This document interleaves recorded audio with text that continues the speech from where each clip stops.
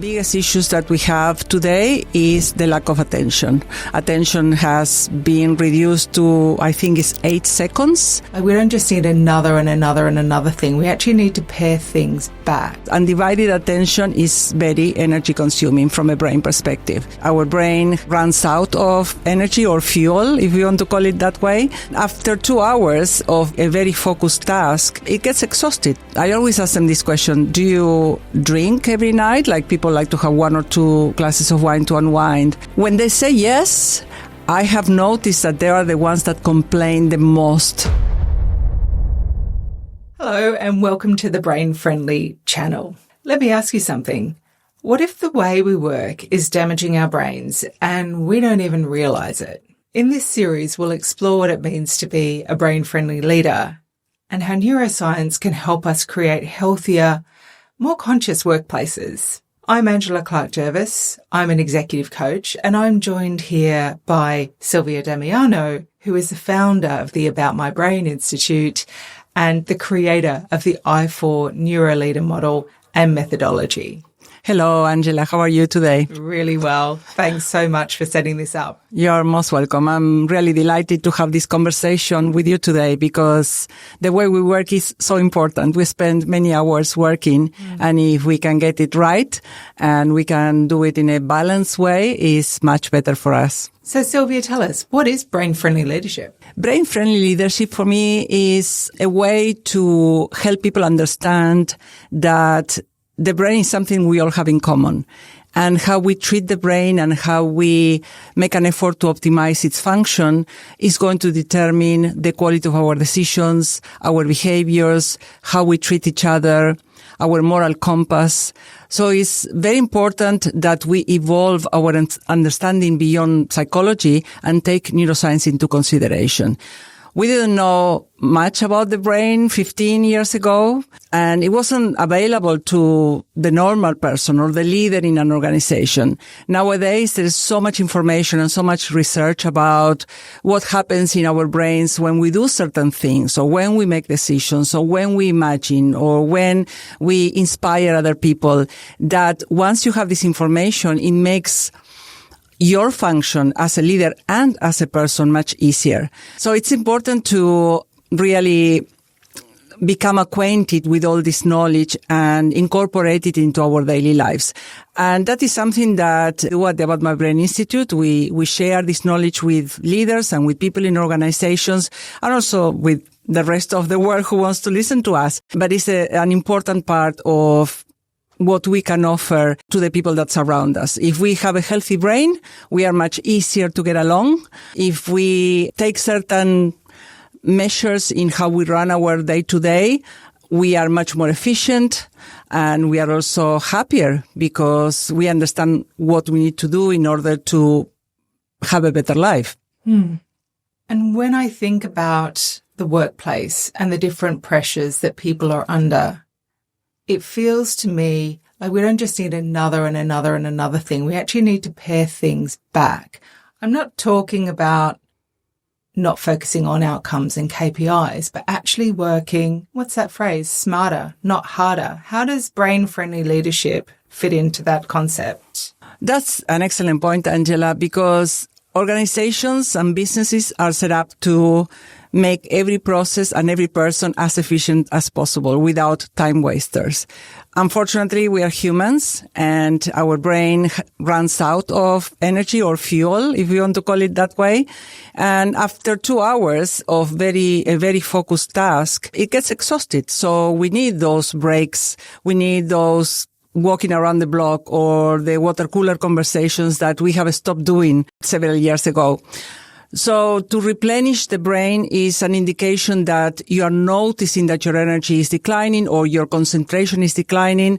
So you need to take and replenish, or basically have that social conversation that gets you from the mindset that achieving that goal or achieving that KPI is the only thing that matters. So it is about balancing the different networks that travel throughout our brain, and they are not necessarily used just to produce an output. So now with AI, we know that many of the routine tasks and many of the things that used to consume a lot of time, like writing an email and thinking about it, are going to be much faster. They are being faster. And then what I would suggest is that instead of using the time to write another email with AI, you take the time to yourself. Because if you take those breaks, AI is going to help you, but also you need to have some time to balance your brain. I never thought of it that way. You said something really interesting a moment ago. You said 2 hours of doing a task, a focused task. The reason I find that so interesting is for me to spend 2 hours doing a focused task while I'm in my work day almost never happens. And I know with my coaching clients, the hour that they have with me is pretty much the only hour in their week, their working week, where they're not interrupted.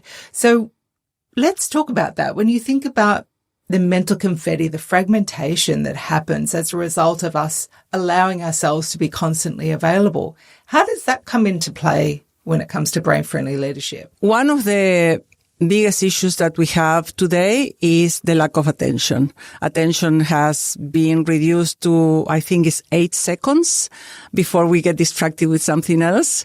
The scrolling in social media or the interruptions that we get at work, if we don't know how to stop them, if we are not disciplined enough with our brain to try not to multitask, we will never have the 2 hours of focused work.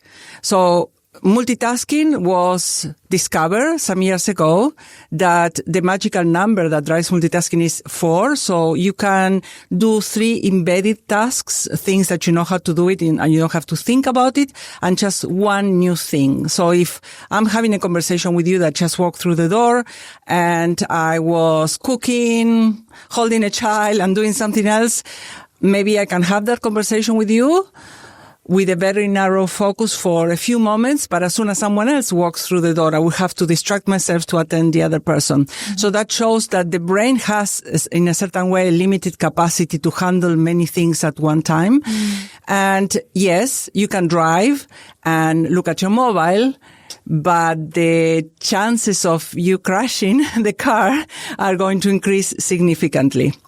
And this is something that people don't think about. Yes, we think we are multitasking and we can pay attention to many things, but the accuracy of each of the tasks we are doing is not as elevated as we are really focusing. So I would say that one thing about brain-friendly leadership is that leaders need to train themselves to be a bit more disciplined in terms of how they spend their attention. So there's nothing wrong with scrolling, but if you are scrolling and watching television and trying to have a conversation with someone, you're never going to be as effective, and people are not going to feel that you're giving them their undivided attention, which is causing a lot of trouble between couples now. Yes. And actually, it's one of the things I find makes the coaching session so beneficial is because you're giving someone your undivided attention for the better part of an hour on something that is important to them. And they are giving themselves permission to ring fence that time where they're not being distracted by, micro attention from their phone or phone calls or door knocks or whatever. So that's a really interesting point. To that point, I want to add that also, having done coaching myself, I find that when you give to someone your undivided attention as a coach, in this case, it takes a lot of energy to focus from your prefrontal cortex, the part of the brain that sits behind your forehead, because you really need to be tuning to what the person is saying. And if you miss a part, you don't know what to ask next, right? So it takes a lot of energy to run a coaching session. People don't even understand how much, because undivided attention is very energy consuming from a brain perspective. And I don't know what you do, but after I finish a coaching session, I take some time for myself to replenish. I cannot do one after another because it can be quite exhausting to run 4 sessions in a row.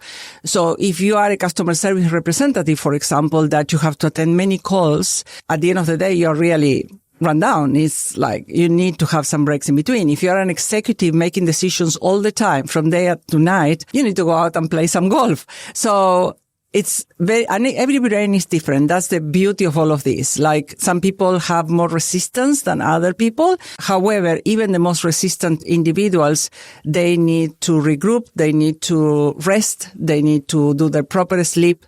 And if you add to the lack of all of this that is happening today because of social media and distractions and television, etc., if you add, any particular mental disorder, or if you add alcohol to relax at night, or if you add anything, you're making your brain more impaired. And one of the things I notice with clients is that I always ask them this question: do you drink every night? Like people like to have 1 or 2 glasses of wine to unwind. When they say yes, I have noticed that they are the ones that complain the most about the culture, about their manager, about their peers. So every problem gets to them much easier than the people who don't have the habit of drinking every day. Wow. Yeah. That's interesting. Yeah, very interesting. So taking care of your brain in every sense is obviously exercising, fighting sedentarism, minimizing alcohol intake, eating properly, going for a walk after dinner, and taking these resets moments are essential to be a good leader. Yes. And it reminds me, I have a number of clients for whom the work culture means that they have back-to-back meetings. Even the most senior people in an organization on a given week will have their days filled with back-to-back meetings. That strikes me as something that will eventually, we know it's going to catch them out, but that's going to have a really sharp diminishing return in their focus, their attention, their ability to rest, relax, and recharge. What do you say when you see cultures like that? When I see cultures like this, what comes to mind is a study that Microsoft did a few years ago, where they took a group of people on a Monday morning and asked them to have back-to-back meetings, 4 of them in the morning. So they are supposed to be fresh from the weekend with no breaks. And they measure with an EEG what was their brain response. And because they didn't have any break, by the time they got to their 3rd and 4th meeting, they were quite stressed, and the brain waves that demonstrated that were high beta, in comparison to people who took 10 minutes between meetings, and they asked them to meditate, close their eyes, slow down their thinking. Obviously, when we close our eyes, our brain waves go to alpha. And you can kind of neutralize the impact of paying attention in a virtual meeting that is required. And they look at the output of their brain after the 3rd and the 4th meeting, and the brain was more calm. The person was more calm. Obviously, you don't take the 10 minutes and do social media. You take the 10 minutes, close your eyes and meditate and do some breathing exercises. Mm-hmm. And that was significantly different how the brain looked after the 4 meetings in the control study versus the other one. So it is important to reset. And what I would say, if you are taking anything from today, is that take time to yourself. Even if you are very busy, it doesn't cost you any money, and it doesn't cost you much time to sit against your chair, take a deep breath, or maybe 3 deep breaths, close your eyes. It's almost like the brain will change gears, like the car. When you change gears for the car, you don't go from Sydney to Canberra using first gear. You will put it in 2nd, 3rd, 4th. Well, for the brain, it's the same thing. If you want to go in first gear all the time, you're going to be exhausted. Yes, it makes me think about, I'm thinking about Don Draper in his office where he's got a sofa and he can put his feet up for 10 minutes in between pitches. That idea that really doesn't exist so much in organizations now, that you can reset, and giving yourself that permission to reset. If you think about all the things that we don't have control over now, we absolutely can control where we give our focus and attention. So making a conscious choice, I think what you're saying is making a conscious choice on a regular basis to put away whatever distraction you're having and actually give that time back to yourself. It's not just about sitting quietly. It's actually doing something on a biological level that's giving you an extended lead. Exactly. That's a very good point and a very good conclusion. We are talking about brain-friendly leadership. So this means be a friend or become a friend to your brain, because otherwise you can't function. As simple as that. And of course, there's a million things to learn about this. This is a very interesting field. And maybe one thing I would like to add to this conversation is that there are many networks that travel in our brain. One is called the task positive network, which allows you to focus on the task when you give yourself the time to do that. And that's a different network to the one that we use when we pay attention to people. That's a social network. So it's almost like that social network fades to the background of the brain when we are really focused on a task. So in toxic environments, what happens is leaders are so focused on what they need to do that they forget about the people, and it bothers them to distract themselves from getting outside the task and pay attention to someone who wants to have a conversation with them. So the best leaders are those that are able to switch very quickly. But most people, they don't train themselves in how to switch because they get too stressed, and stress really makes you even more focused on the task. Even if you're not being that efficient, you get too focused or over focused and you forget about the people. And, you can't lead people without paying attention to people. It's as basic as that. But it starts with what's happening inside your brain. So sleep well, rest properly, and then you will have more patience for people. That sounds like a good thing, Sylvia. I think in most workplaces, if we can have more empathy, compassion, patience, give more focused attention to what we're doing, more intention, that can only be a good thing. But one question that's on my mind, why should we care about this? I understand why looking after myself is beneficial, but why would companies care about this? So what? Well, that's obviously the question that many people who have to pay for this type of training ask themselves. What's the return on investment? They always ask this question. And I think that AI and the future that is awaiting us gives them the leeway to not to have to think about people. Because if we can outsource some of the tasks to AI or to robots, then we have less trouble and then we can make more money with less complaints from people. But the reality is we are all a bunch of humans living on this planet. The human wisdom, the critical thinking, the creativity, the imagination that humans have so far may never be able to be replicated by AI. I don't know. I'm not an expert on AI, but I think that we need to go back to basics in terms of understanding what humans need in order to survive and to make this planet, which is our only planet for now, the place that we live in. So it's not all about KPIs. It's not all about greed. It's not all about money. It has to be balanced because everybody has mothers, sisters, children, parents. So we want to leave a better planet for them as well. So it's a matter of, being conscious about the impact that we are having as leaders who, are riding this wave. What I'm also hearing from you, Sylvia, and just correct me if I've got this wrong, is that using AI where it actually preserves our time, but using the human edge where it counts is one of the ways we can take the most advantage from where we're at technologically at this point in time. And so that's part of why we should care, to no longer concern ourselves with the things that can be done more efficiently by the robots, but actually use the powers that we have got, take care of our brains so we can use them optimally and maintain that social impact, which, as Matthew Lieberman talks about in Social, as Barbara Fredrickson talks about in Love 2.0, that positivity resonance, a social connection, is what keeps us alive. It's our survival. That's right. So if we want humans on this planet, we will use AI to give us more time to invest in what tribes used to do so many years ago. Dancing around the fire, sharing stories, singing together, holding hands, helping the eldest, and, taking care of the children so they have more exposure than just one person that is rushing through the door every morning.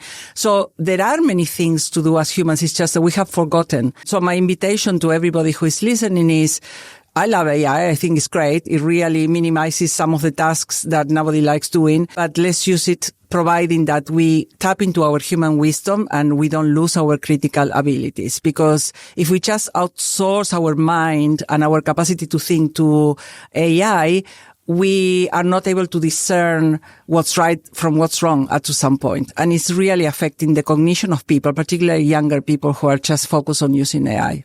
I agree. It's so lazy. I don't know if I can say that. Yes, well.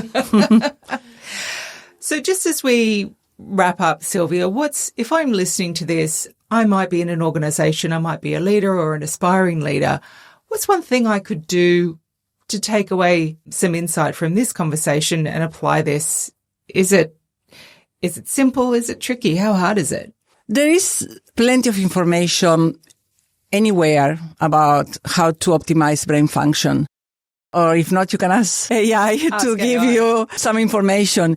But I think that information is not the issue. There are plenty of books. There's plenty of training around. The most important thing is to be curious. In the same way that, for example, the AI experts are recommending, how do I use AI? Well, you need to ask the right questions. So I would suggest that you become as curious as you can become and ask questions, whether it's from AI to your colleagues or from books. You need to tap into that sense that it's worthwhile to preserve the health of your brain. And something that people don't think about is, how am I going to reach my 60s or my 70s or my 80s? It's because the brain cannot predict how we are going to feel when we get to that point. That's why people don't save money today when they are in their 20s. They think everything will be all right. And maybe everything will be all right. So you don't need to worry about the future, but you need to be cautious about what you do and the steps you take. Because once you get there, if you don't have mechanisms to preserve your life when you are old and nobody employs you, then you're going to be in trouble. So the same thing happens with your brain. If you do things that are not right for your brain now, then you will pay the price. Some people don't care about that, and that's okay. Everybody has the right to do what they want. But if you do care about getting to your older age and enjoying your wife and your children and your grandchildren in the best possible state, then you start being curious about how to preserve the health of your brain. I like that. I've told my son that I intend to live to 100, so I've got to make sure I take care of myself. It's very possible. Well, good on you. That's great.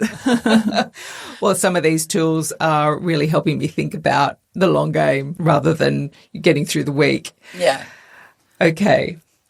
So thank you for these insights. I know welcome. you have spent many, many years, decades researching this and putting your thoughts together. And for those of you who are listening or watching, Sylvia's written a fantastic book called Brain Friendly Leadership, The 9 Habits of a Future Fit Mind. That's right. In our next episode, we're going to look more at these habits so that we can become stronger, more conscious leaders. If this sparked ideas for you and you want to know more, comment below. What's on your mind? What are you trying? What are you experimenting with? Where are you placing your attention? And how are you thinking about the long game? Like, share and follow. And let's create workplaces where minds can flourish.